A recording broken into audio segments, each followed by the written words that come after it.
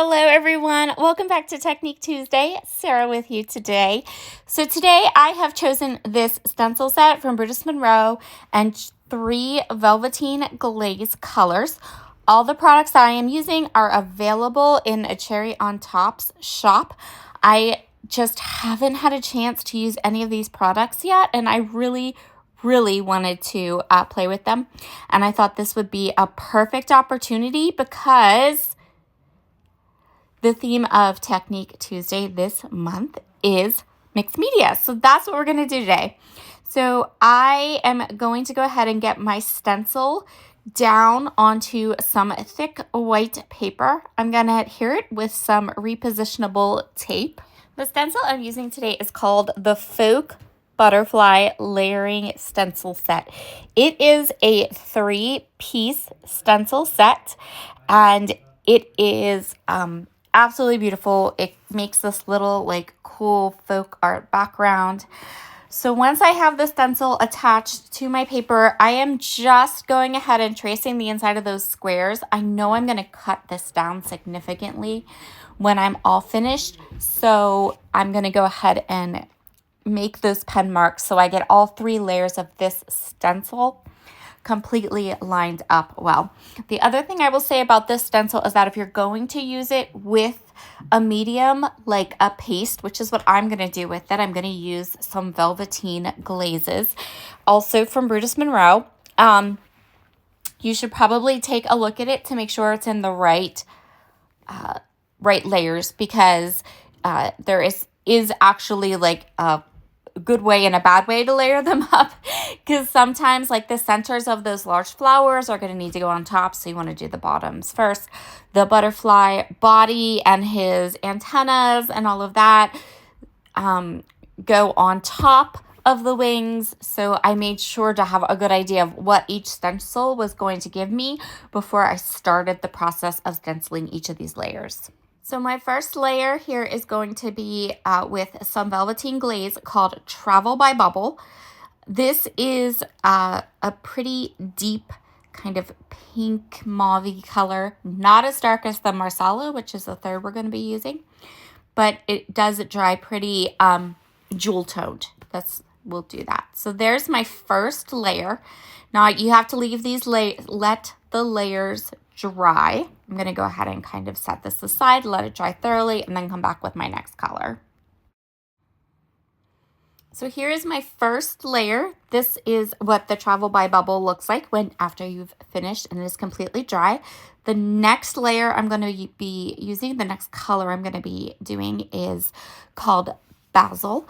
This is another velveteen glaze. So velveteen glazes dry matte. They don't dry with a shimmer. They don't dry with a gloss. They have a very matte, flat texture when they're dry. That's the first thing you should know about velveteen glazes. The second thing you definitely should know as I do this is that I am not being careful with this. I am just getting this color through the stencil. That's all I needed to do. We are going to ink it. We're going to rough it up. We're going to add we're going to cut it down quite a bit. We're going to add some more medium on top of it. This does not have to be pristine stenciling. In fact, I didn't want it to be pristine stenciling for the purposes of this video, because I wanted to show you that even if you mess up the stenciling, even if stenciling is not pristine, you can still use it. Your end product will still look beautiful. You just kind of have to lean into the messiness, I guess would be the way to describe it. And that way, if you mess it up, it is A-okay. So there is our first 2 layers of the stencil. Now we're going to add the third layer. Now this is going to be the messiest, and I did not intentionally want it to be that way, but I didn't stir my velveteen glaze up enough, and it ended up being a little bit runnier than I was expecting. And so it really did smush underneath the third layer of the stencil. But again, I wanted to be like upset and start over so we had a nice pristine stencil, but then I thought to myself that I wanted to show you that it was okay. I wanted to show you that it was you can still use it. Even if you're like me and, you know, you didn't stir up your velveteen glaze like you really ought to have, and your finished product is a little smushy, we can completely still use it. It is A-okay. So this is Marsala, the third layer that I'm putting under, and it was too runny. It needed to be mixed in. I didn't mix it, and it smushed under the stencil. So here is our panel all done. You can see it's smushed. I know.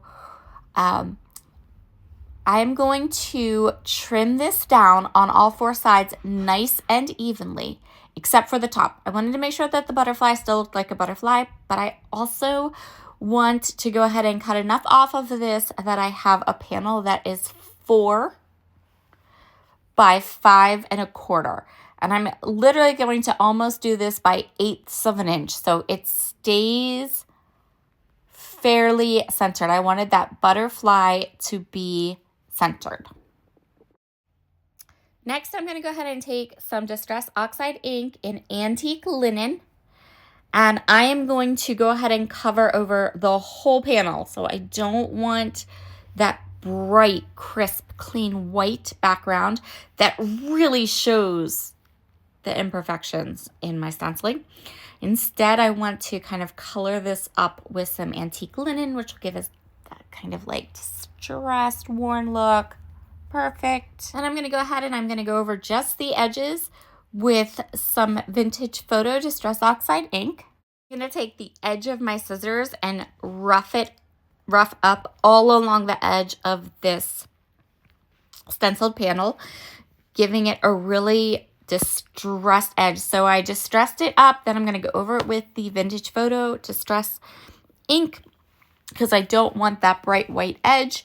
And then I'm going to scrunch it up a little bit more with my scissors, add a little bit more Vintage Photo Distress ink until I'm happy with the level of distressing. Next, I'm going to go ahead and use Echo Park's Family Collection. This collection, you guys, is like a super duper favorite of mine right now.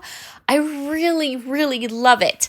I think it's so nice. I love these jewel tones. I love how it's just the right amount of vintage that you can use it with really kind of modern photos. And I love how it looks on cards. It's so pretty. So I'm going to go through my scraps, not so much the full 12 by 12 sheets, the scraps. And I have 3 of the 12 by 12 sticker sheets. So we have plenty of stickers that we can kind of play with. I really liked how this stencil panel looked against these green shades of green that are in the collection. So we're going to go with that to kind of mat our stencil panel onto. I couldn't decide if I liked the floral or the more tone on tone layer. So I'm going to go ahead and cut them both down and then see which one I think I like. So I chose the floral one, but honestly, looking back at the video, maybe I should have gone with the darker one, but I didn't. I went with the floral one. I felt like it brought in a little bit more lightness to the whole card, which I thought would be really pretty. Okay, so again, just roughing up the edges of the pattern paper with the edge of my scissors. Then I am going to create some little sticker scenes. So I love these 2 butterflies. I'm going to just use a black gel pen to add little trails behind them. And then in the lower right-hand corner, I'm going to go ahead and add my sentiment. I'm also going to use a little piece that says, that little piece that I put there, I think it says something about you can always put it, there's always a chair in my home for you. Something really nice that I thought would be like really, really nice for the front of a card.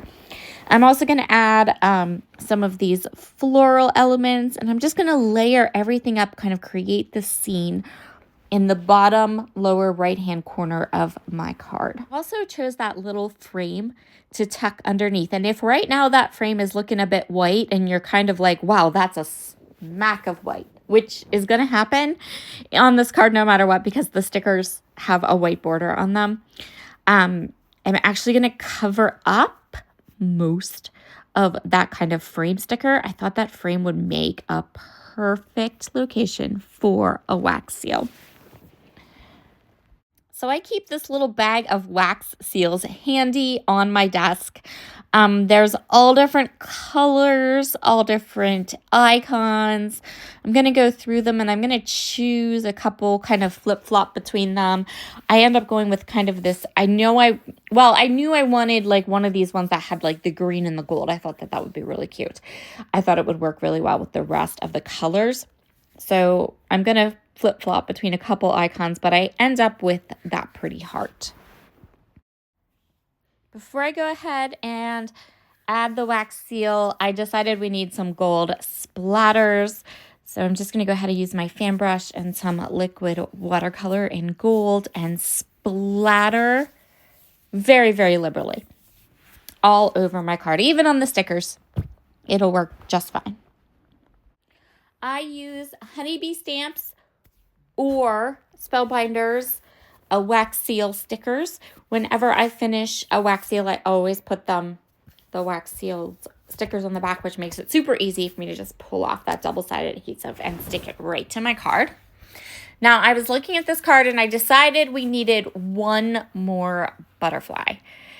So we're going to put him down. I'm going to put him right there. And then because I don't want everything else to be splattered, but the little butterfly not to be splattered. So I took my fan brush and we're going to add a little splatter just very right on him.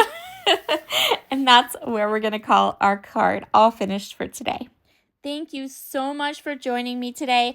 I hope that this video would gave you a little bit more confidence that even when you spludge your paste underneath your stencil and it gets a little smudgy, it can still be beautiful. Talk to you all again very soon. Bye.